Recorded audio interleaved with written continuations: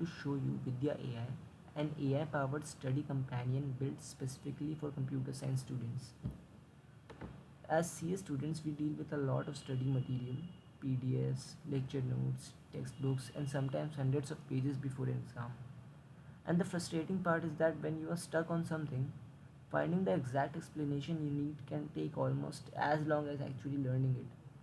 Maybe I just want to understand how avial tree rotation work, but instead I am searching through pages of notes trying to find that one section. That is the problem we wanted to solve. With Vidya AI, I can simply upload my course material and it builds a knowledge base from those documents.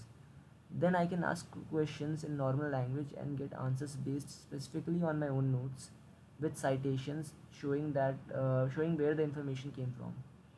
And it doesn't even stop at answering questions. Vidya AI can also turn those same questions and same notes into quizzes and flashcards and track how well I am actually learning the material. So let me show you how it works. Before jumping into the features, let me quickly explain what's powering the application. Vidya AI is a full stack JavaScript application. On the back end, we have a Node.js and Express server. The main backend logic is in server.js, which handles things like document ingestion, rack search, chat, quiz generation, flashcards, and progress tracking. The front end is built using React 19 with TypeScript and White, and we are using Tailwind CSS v4 for the UI. For the database, we are using Supabase, which gives us PostgreSQL along with the PG Vector extension. That PG Vector part is especially important because it allows us to store our text embeddings and perform vector similarity searches directly inside the PostgreSQL. We also use three external services. Let me show you that. Yes. So we also use three external services. First, Supabase for our database and vector storage. Second, Google AI, specifically Gemini embedding 001, which we use to generate our 768 dimensional text embeddings. And finally, Grok for fast LLM inference. We use it for things like chat response, quiz generation, and flashcard generation. So that's the basic architecture. Now let's see what happens when we actually give Vidya AI some study material. So the first thing we need is our study material. So let me go to my documents.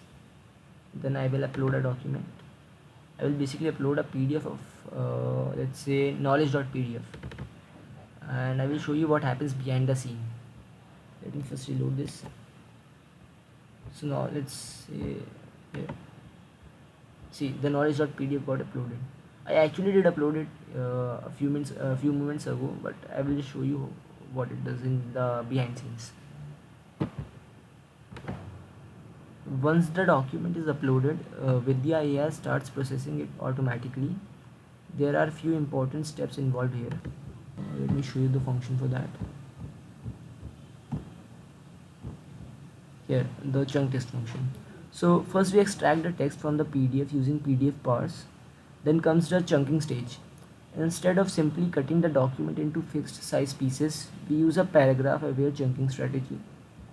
Uh, we first split the content around the paragraph boundaries. If we find very small paragraphs under about 200 characters, we merge them with nearby paragraphs so that we don't end up with the tiny useless chunks.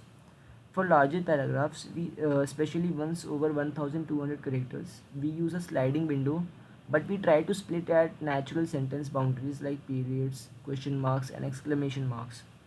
We also add sentence level overlap between chunks so important context isn't lost just because something happens to fall at the boundary between two chunks. So this is the function for the chunking.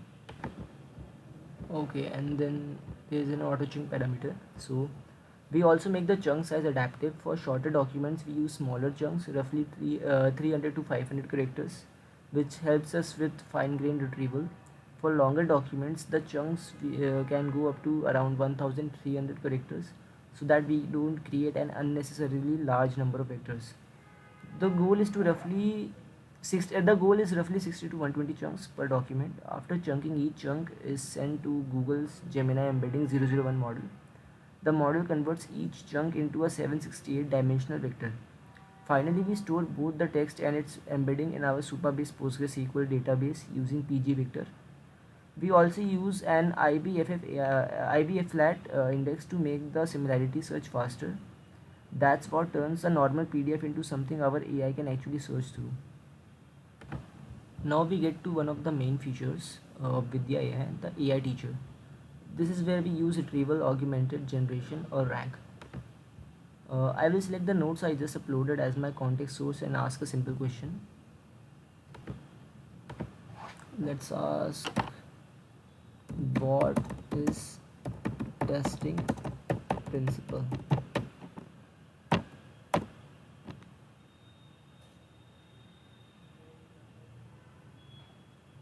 Now you can notice that the answer is based on the content from my notes, and we also get the citations showing which part of the document were used. Here you can see this for the example. So instead of just asking an LLM to answer from its general knowledge, we are first retrieving relevant information from the student's own material. Let me show you quickly what happens behind the scene. So our RAG pipeline has basically three main stages. The first is query rewriting. Before searching the database, we send the user's question to the LLM and ask it to turn into a better search query. For example, a question like where is BST can be expanded into something more useful for retrieval, including things like binary search tree properties, insertion, deletion, searching, and the time complexity. That gives our vector search more useful information to work with. The second stage is vector search. The rewritten query is converted into an embedding using the same Google embedding model.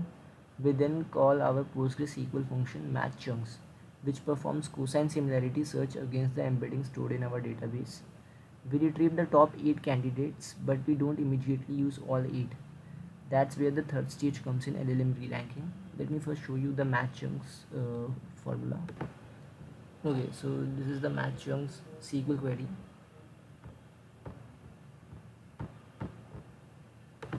Okay, so now we will move on to the third stage, that is LLM re-ranking.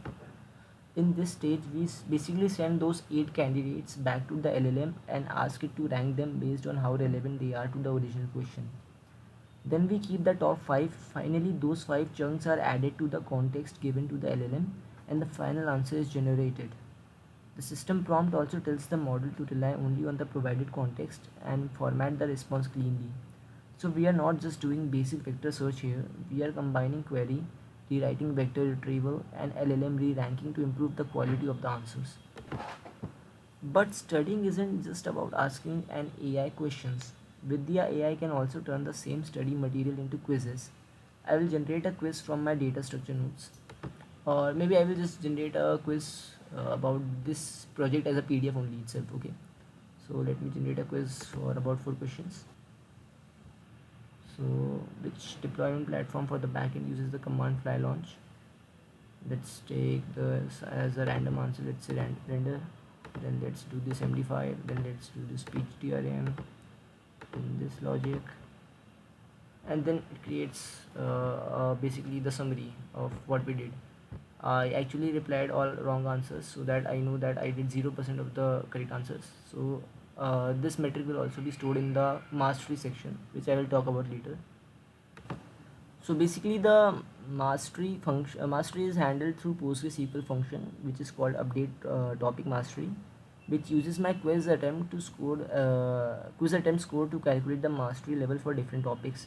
So over time, instead of just knowing that I scored, let's say, 0 out of 10 or 7 out of 10 on a quiz, I can actually see which topics I am comfortable with and which ones I need to spend more time on. So let me also quickly show how we have structured the database. We have the main tables for things like topics, documents, chunks, quizzes, quiz questions, quiz attempts, progress, flashcards, and flashcard reviews. The relationships are handled using UUIDs with foreign keys and cascade deletes where appropriate. Our chunks table also stores the vector embeddings and has a IB flat index to make similarity searches faster. We have also pushed several pieces of logic from PostgreSQL function. For example, match chunks handles vector search, update topic mastery handles the mastery calculation, SM2 update flashcard handles the spaced repetition logic, and we have functions like get due flashcards and generate flashcards from chunks for managing the flashcard systems. On the front end, we also have a d3.js powered topic graph. It gives us a visual representation of how different topics are connected and shows the user's mastery level.